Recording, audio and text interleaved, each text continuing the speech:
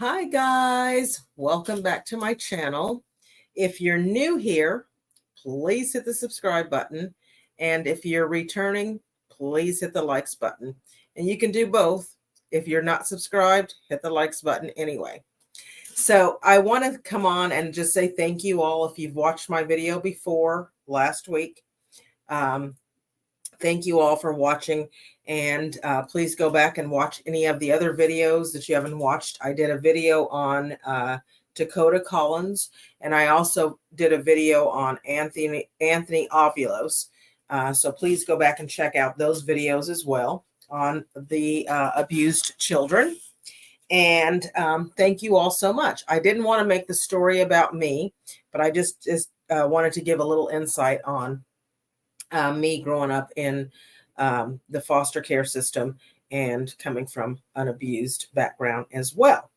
So today is Black History Month, and our Black History Month person is Annie Lee Cooper. And Annie Lee Cooper was a civil rights activist.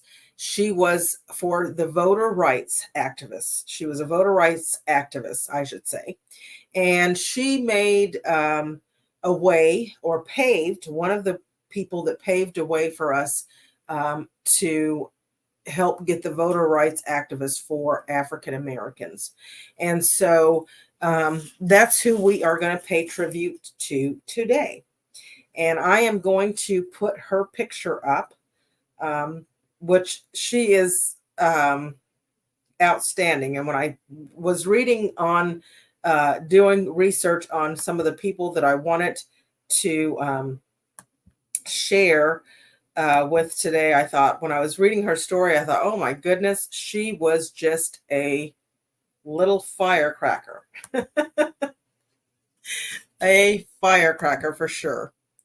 But she, let's see. And here is Mrs. Annie Lee Cooper.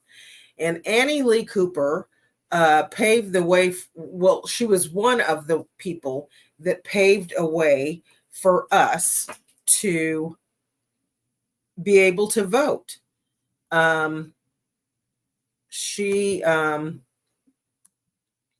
Oops, there we go. And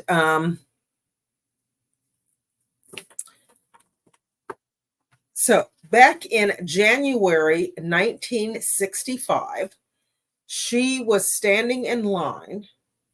And let me see if I can. Let's see. So you all can see it. So in 1965, she was a civil rights activist. She lived in Selma, and she was standing in line outside of Dallas County Courthouse in Selma, and she was attempting to vote. And a police officer, was telling her that she needed to go home. And so, being, I guess, back in those days, where African Americans, I guess, were treated like children. He poked her in the back of her neck with his baton and told her that she needed to go home. And so she turned around and punched him in the face, and of course knocked him to the ground. And she was arrested, of course, for punching him in onto the ground. And I know I found a picture of her doing that. And these are just pictures of, some of the things that as African Americans, that the struggle that we had to get to in order to vote.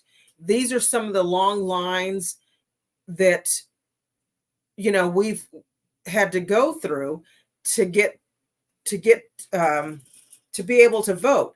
I remember when I was growing up, going to go vote, standing in long lines with my relatives going to vote. It was just, I was like, I hated it, because I'd be out there for hours and going to go standing in these long lines. We'd have to get up early and go stand out there in long lines to vote. And it was just like, and now being able to mail in your ballots and doing all of that and making it easy, it's great. And hearing that back in 2020, where in Georgia, they were trying to do the same thing, where they were making it harder once again for people to vote. And they were having the long lines once again, like this. You've seen it on the news, where the lines were coming back like this for people to, they're making it Jim Crow again. And I believe Jim Crow law is again back in Mississippi, where they're making the lines long again. And they were making it illegal in Georgia, where people were, because the lines were so long, people were going and, citizens were saying, oh, let me, go get pizza and water for the people and bring it back so they can eat, because the lines are so long, and giving the elderly water and, everybody serving them water. And so the governor made it illegal so that they couldn't even give people water or food in these long lines. And this is how it was back in 1965. And that wasn't, if you think about it, wasn't too long ago.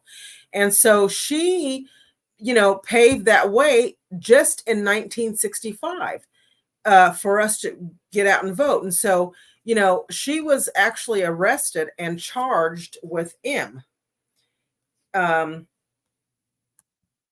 When she was arrested, she was charged with M. And so, which is a sad thing. I mean, she worked, when you think about it, all these people that have paved the way and have fought for us, our rights to be able to go out and vote. And, I see so many people so many young adults that don't take it seriously. And they just say, oh, it doesn't matter if we vote. What difference does it make?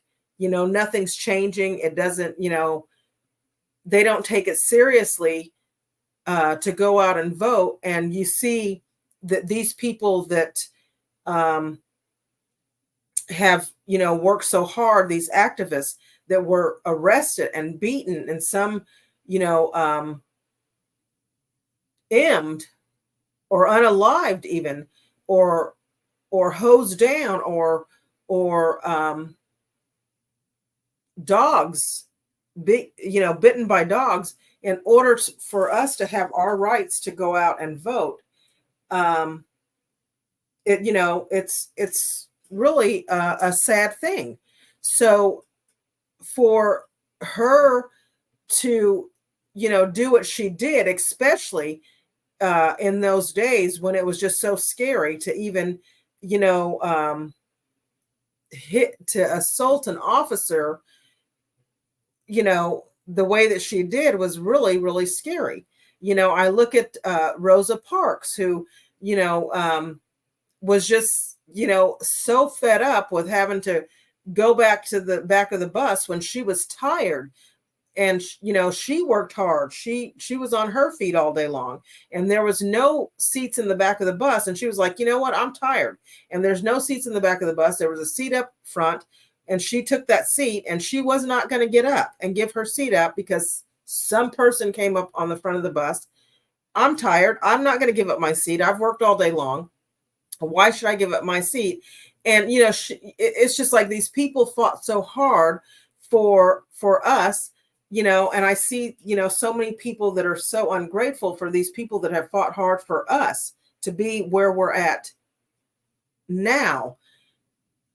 And so, I just think that, we as young people and people that are coming up should pay gratitude to these older African Americans that have paved, I should say, the way for us. And so I wanted to come on and just kind of give tribute to this lady that was fierce, that, just turned around and says, no, don't poke me in the back of my head. Don't you do it.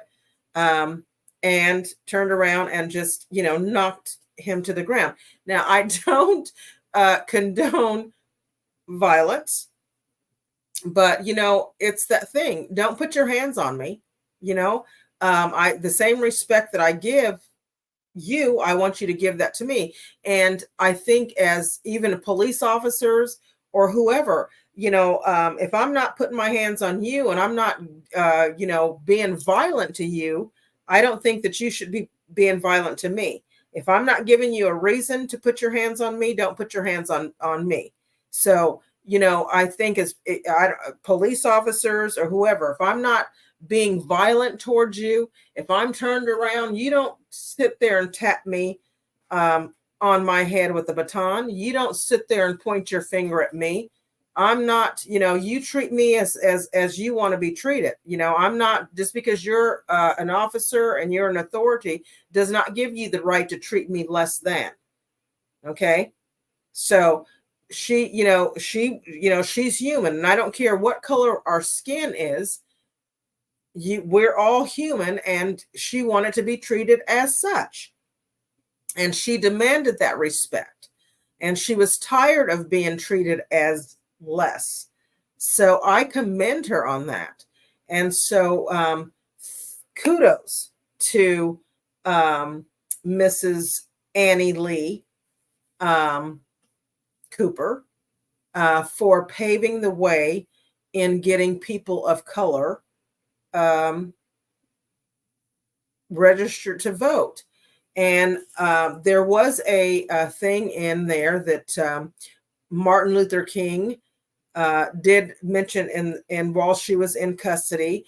He did mention in his speech that she was, arrested, and so he did give her props while she was in custody. But I just wanted to give tribute, as it is Black History Month, to Annie Lee Cooper. And let's see. Let me put her picture back up here one more time. That is her. And I believe there's a movie that Oprah did. Let me see if I could find another picture of Annie Lee. Let's see. Cooper. That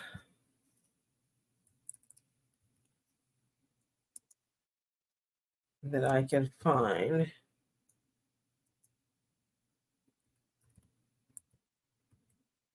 That Oprah did. And Oprah did a movie of Annie Lee Cooper.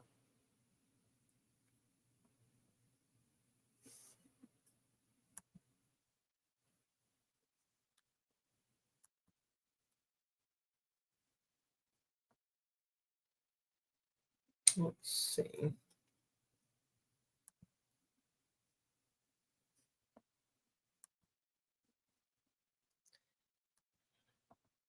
if you all are interested in going to watch the movie, there is a movie that Oprah did, and I never seen the movie, but I'm interested in going to see to watch the movie on Annie Lee Cooper to see what it's about.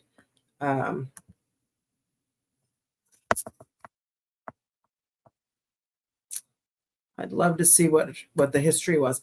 I did not, however, I thought when they said that she was it was in Dallas County, I'm thinking it was in Dallas, but it was in Alabama, in Selma. So I thought that